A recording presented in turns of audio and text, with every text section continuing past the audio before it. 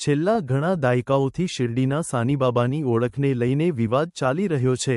તેમના જન્મ સ્થળ અને જન્મ તારીખને લઈને પણ વિવાદ છે. ઘણા તેમનું જન્મનું વર્ષ 1836 કહે છે, તો કોઈ 1838 કહે છે.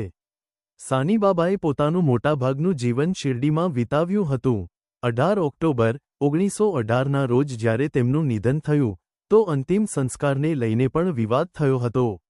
ડો.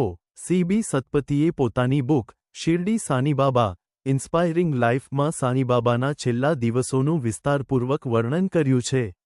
તેઓ લખે છે કે શિરડી સાનીબાબાને પહેલેથી જ અનુભૂતિ થઈ ગઈ હતી કે તેમની મહાસમાધિનો સમય આવી ગયો છે. 15 ઓક્ટોબરે નિધન થયાના થોડા દિવસ પહેલા જ તેમની તબિયત બગડવા લાગી હતી. 28 સપ્ટેમ્બરે તેમને ખૂબ જ તાવ આવ્યો અને તેઓ 3 દિવસ તેનાથી પીડાયા. તાવના કારણે તેમણે ખાવા પીવાનું છોડી દીધું અને તેમનું શરીર ખૂબ જ નબળું પડી ગયું. કેવી રીતે થયું સાનીબાબાનું નિધન? એ સમયે પ્રકાશિત થતી શ્રી સંતપ્રભા મેગેઝિનમાં પણ સાનીબાબાના છેલ્લા દિવસો અંગે જાણવા મળે છે. મેગેઝિન અનુસાર, નિધનથી 5 થી 6 દિવસ પહેલા જ તેમની નિયમિત દિનચર્યા છૂટી ગઈ હતી.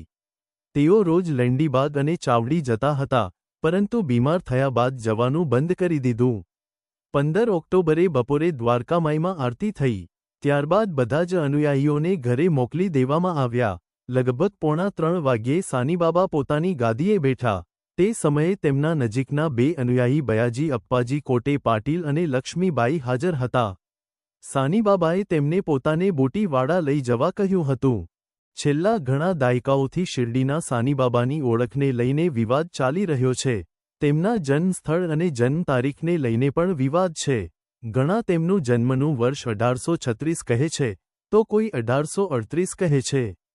સાનીબાબાએ પોતાનું મોટાભાગનું જીવન શિરડીમાં વિતાવ્યું હતું. 18 ઓક્ટોબર 1918ના રોજ જ્યારે તેમનું નિધન થયું, તો અંતિમ સંસ્કારને લઈને પણ વિવાદ થયો હતો. ડો. સી.બી. સતપથીએ પોતાની બુક શિરડી સાનીબાબા ઇન્સ્પાયરિંગ લાઇફમાં સાનીબાબાના છેલ્લા દિવસોનું વિસ્તારપૂર્વક વર્ણન કર્યું છે. તેઓ લખે છે કે શિરડી સાનીબાબાને પહેલેથી જ અનુભૂતિ થઈ ગઈ હતી કે તેમની મહાસમાધિનો સમય આવી ગયો છે.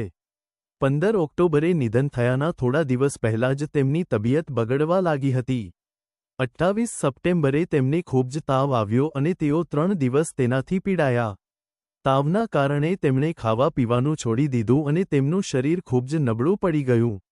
કેવી રીતે થયું સાનીબાબાનું નિધન? એ સમયે પ્રકાશિત થતી શ્રી સંતપ્રભા મેગેઝિનમાં પણ સાનીબાબાના છેલ્લા દિવસો અંગે જાણવા મળે છે.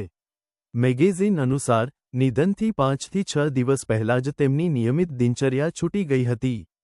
તેઓ રોજ લેંડીબાગ અને ચાવડી જતા હતા, પરંતુ બીમાર થયા બાદ જવાનું બંધ કરી દીધું. 15 ઓક્ટોબરે બપોરે દ્વારકામાઈમાં આરતી થઈ. ત્યારબાદ બધા જ અનુયાયીઓને ઘરે મોકલી દેવામાં આવ્યા. લગભગ 2:45 વાગ્યે સાનીબાબા પોતાની ગાદીએ બેઠા. તે સમયે તેમના નજીકના 2 અનુયાયી બયાજી અપ્પાજી કોટે પાટીલ અને લક્ષ્મીબાઈ હાજર હતા. સાનીબાબાએ તેમને પોતાને બુટીવાડા લઈ જવા કહ્યું હતું.